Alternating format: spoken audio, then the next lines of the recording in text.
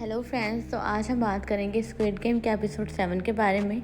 मगर उससे पहले मेरी छोटी सी रिक्वेस्ट है, मुझे आपके सपोर्ट की बहुत ज़रूरत है। काइंडली आप मेरे चैनल को सब्सक्राइब करें, साथ में बेल आइकन को भी क्लिक कर दें। तो एपिसोड को हम देखते हैं। एपिसोड में हम देखते हैं कि जब गेम्स को वाइंड अप कर रहे होते हैं, गांगबू गेम को, उसके बाद जब प्लेयर्स खेल के हॉल में जाते हैं तो वो सारे नोट करते हैं कि वहाँ पर जो हान है वो आराम से लेटी होती है। और इस देख कर ये सब कुछ जैंग को बहुत गुस्सा आता है, लेकिन हान उसकी तरफ देख के मुस्कुरा रही होती है और वो कहती है देखो मैं फिर बच गई हूँ ना। तो उसके बाद हम देखते हैं फ्रंटमैन को।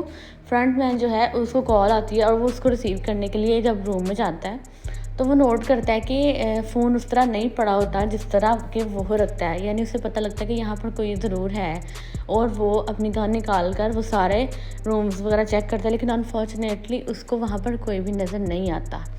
और उसके बाद दोबारा से हॉल में शिफ्ट होता है हमारे प्लेयर्स के पास सीन। और तब हम देखते हैं कि हर बंदा ही ऑफ कोर्स वो बहुत सैड होता है अपने दोस्तों को खोने की वजह से।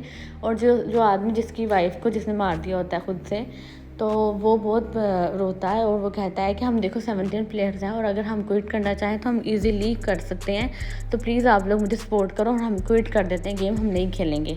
इस बात को सुनते ही जो है सांगू वो तो बहुत गुस्सा होता है और उसको आके गले से पकड़ता है और वो कहता है तुम पागल हो गए हो, मतलब हमने इतनी मेहनत की है, हमने इतने लोगों को खो दिया है और अब हम लास्ट में आके क्विट करेंगे गेम को। अगर तुम्हें इतनी मोहब्बत थी अपनी वाइफ के साथ तो तुमने तभी यहाँ तो उसे मारना नहीं था, उसकी जगह खुद मर जाना था। और अगर तुम तब नहीं मरे थे तो तुम अब ऐसा करो कि सुसाइड कर लो और उसके पास चले जाओ, ये कहता है। और वो लेकिन आदमी बुरा ही रोड़ा होता है, उसको बड़ा पछतावा होता है इस बात का। फिर हम देखते हैं हेलीकॉप्टर से कुछ लोग जो हैं वेल ड्रेस लोग, और उनके फेस पे जो मास्क हैं वो बहुत ही कीमती और एनिमल शेप्स होती हैं वो आ रहे होते हैं वहाँ पर। और वहाँ पर हमें पता चलता है कि फ्रंट मैन से जो ऊपर बंदा है एक जो इस गेम को रन कर रहा है, वो कहता है फ्रंट मैन को कि मैं उनको रिसीव नहीं करूँगा, तुम करोगे रिसीव वीआईपीज़ को। और उनको वो रिसीव करता है फ्रंट मैन और वहाँ पर लेकर जाता है एक एरिया में जो बहुत ही लग्जरी होता है और सारे वीआईपीज़ के अकॉर्डिंग जो होता है वो उन्होंने किया होता है सारा सेटअप, मतलब जो वीआईपीज़ को चाहिए था। फिर हम देखते हैं हॉल में कि वहाँ पर एक कॉफ़िन लेके बंदा आता है, मतलब जो रेड ड्रेस वाले हैं वो कॉफ़िन लेके आते हैं और वो सारे नोट कर रहे थे किसके लिए कॉफ़िन आ गया। और तब भी हमें पता चलता है कि जो आदमी जो था अपनी वाइफ के लिए जो बहुत ज़्यादा परेशान था, उसने सुसाइड कर लिया होता है। वो सांगू की बात को सीरियस ले गया होता है और वो कर देता है सुसाइड। यानी अब हमारे जो प्लेयर्स हैं वो सिर्फ 16 रह गए हैं। और उसके बाद जो है वो एक जो पुलिस वाले को दिखाते हैं। पुलिस वाला जो है वो वेटर को एक को गन पॉइंट पे लेता है और उससे कहता है कि अपने मास्क वगैरह उतार कर मुझे दे दो, और वो उसको बेहोश कर देता है। और वेटर के खुद ही ड्रेस पहनता है और अपना मास्क लगाता है और वो ड्रिंक सर्व करता है वीआईपीज़ को। और तभी एक वीआईपी को जो पुलिस वाला था वो पसंद आ जाता है और वो उसको अपने पास बैठने को कहता है, यानी उसको वो उसमें इंटरेस्टेड हो जाता है। और तभी जो है हम देखते हैं कि उनको जो गेम के लिए अनाउंसमेंट होती है कि आप गेम के लिए बुलाया जा रहा है। और जब वो गेम के लिए जाते हैं तो वहाँ पर बहुत सी जैकेट्स होती हैं, 16 जैकेट्स होती हैं और उनको अनाउंसमेंट में बताया जाता है कि आप कोई भी जैकेट जो है वो चूज़ कर लें। इसके साथ ही जो है सभी लोग जो हैं वो जैकेट्स को पकड़ने के लिए भागते हैं और सब लोग चूज़ कर लेते हैं, लेकिन वहाँ पर ज्ञान चूज़ नहीं कर पाता। और वहाँ पर जब उसको देखते हैं कि तो सिर्फ वहाँ पर एक 1 जैकेट रह जाती है 1 नंबर की और एक 16 की। तो ज्ञान जब वो 1 नंबर चूज़ करता है, और लेकिन जब वो चूज़ करता है तो पीछे से एक आदमी आता है जो इसके बाद रह गया होता है। वो कहता है कि मैंने कभी भी नंबर 1 चूज़ नहीं किया, मतलब मुझ में पावर ही नहीं आई और मेरा हमेशा से ख्वाहिश थी कि मैं कभी भी नंबर 1 पे आऊँ ना, तो तुम प्लीज़ मुझे अपनी जैकेट दे दो और तुम मेरे से 16 नंबर ले लो। तो वो उसकी बात मान जाता है और वो एक्सेप्ट कर लेता है 16 जैकेट को। और तभी उनको हॉल में ले जाया जाता है जहाँ पर एक्चुअल गेम होना होता है और उनको 16 मिनट्स का टाइम दिया जाता है। और वहाँ पर एक ग्लास ब्रिज दिखाते हैं जो काफ़ी हाइट पे होता है और वहाँ पर वो बताते हैं कि आपको एक ग्लास ब्रिज को मतलब चलते हुए तय करके दूसरी साइड पे जाना होगा।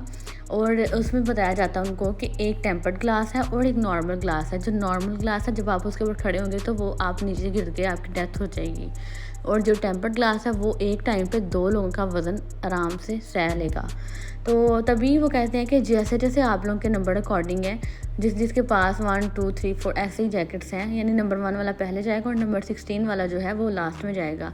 तो गेम को स्टार्ट किया जाता है और नंबर 1 वाला जो है वो बहुत डरा होता है और वो कुछ ही सेकंड्स बाद चलने के वो गिरता है और उसकी डेथ हो जाती है। इस तरह और भी बहुत से जो लोग होते हैं वो बहुत कोशिश करते हैं ऐसे चलने की, और वो बेचारे भागते हुए कुछ ही सेकंड में गिर के उनकी डेथ हो जाती है।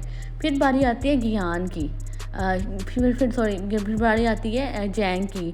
जब जैंग जो होता है वो अपने आगे वालों को तो गिरा के गिर गए होते हैं उसके आगे वाले, और पीछे वालों को कहता है कि मुझसे कभी उम्मीद मत रखना कि मैं तुम लोगों की वजह से अपनी जान को ऐसे गंवा दूंगा ना। तो वो जो भी उसकी तरफ बढ़ता है आदमी, वो उसको धक्का दे के नीचे गिरा देता है। और तब भी बारी आ जाती है हान की। हान कहती है मैं तुम्हें कुछ भी नहीं करूँगी, लेकिन मुझे आगे जाना है, मैं तुम्हारी तरह यहाँ पर खड़े होकर वेट नहीं कर सकती, टाइम थोड़ा रह गया है। और ये कहते हुए वो उसके ग्लास पर आके खड़ी हो जाती है और तभी वो उसको ज़ोर से हक कर लेती है।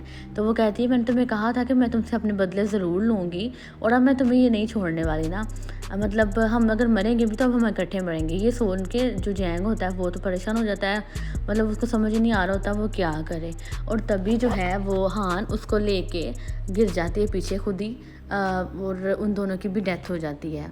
फिर हम देखते हैं कि वहाँ पर सिर्फ़ और सिर्फ अब 4 लोग रह गए हैं, और उनमें जो है सांगू, साइब्यक और जो है ज्ञान, और उसके बाद एक और आदमी होता है जो कि पहले बताता है उनको कि फैक्ट्री में काम करता रहा है ग्लास की, तो इसलिए उसको पता है कि कौन सा नॉर्मल और कौन सा टेम्पर्ड है।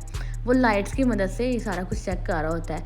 और तभी जो है वो एक वीआईपी को शक होता है कि हो सकता है एक आदमी जो है वो मतलब ना चीटिंग कर रहा है, और फ्रंट मैन को कहता है कि तुम लाइट्स ऑफ कर दो। फ्रंट मैन लाइट्स ऑफ कर देता है, लेकिन फिर भी वो आदमी जो है इनको लास्ट तक पहुंचा देता है सिर्फ़ और सिर्फ ग्लास की आवाज़ की वजह से।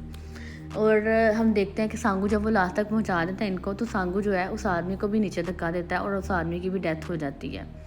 और तभी हम देखते हैं कि जो है पुलिस वाला वो उस वीआईपी को वो बेहोश करके वहाँ से निकल गया होता है, कहीं चला गया होता है। और उसके बाद वहाँ पर हम देखते हैं कि वो उसने जो ऑक्सीजन मास्क को ऑक्सीजन जो होती है वो भी ले गया होता है, और वो तैरते हुए किसी आइलैंड पे पहुँचता है। और जो इस बात की जो खबर है वो फ्रंटमैन को भी दी जाती है, और फ्रंटमैन भी बोट से उसका कुछ टीम मेंबर्स को लेता है और उसका पीछा करता है। यानी फ्रंटमैन को पता है, क्योंकि आईडी भी उसको मिल गई होती है उस पुलिस वाले की ना, तो फ्रंटमैन भी होता है। उसके बाद हम गेम को देखते हैं कि गेम तो वाइंड अप हो गया है। जब लास्ट में सारे प्लेयर जो तीनों ही रह जाते हैं वो लास्ट में पहुंच जाते हैं दूसरी साइड पे, तो तभी वो जो सारा ग्लास है वो टूट के इनकी तरफ भी उड़ता है और पूरे हवा में बिखर जाता है, क्योंकि वहाँ पर बॉम्ब ब्लास्ट किए होते हैं। और टाइम ख़त्म होने से वो सारा जो है वो टूट जाता है। और इसके साथ जो होती है हमारी एपिसोड जो है यहाँ पर फिनिश हो जाती है। अगर आपको एपिसोड अच्छी लग रही है तो काइंडली आप उसको लाइक करें, शेयर करें, कमेंट्स में ज़रूर बताएं कि आपको एक्सपीरियंस कैसा रहा है।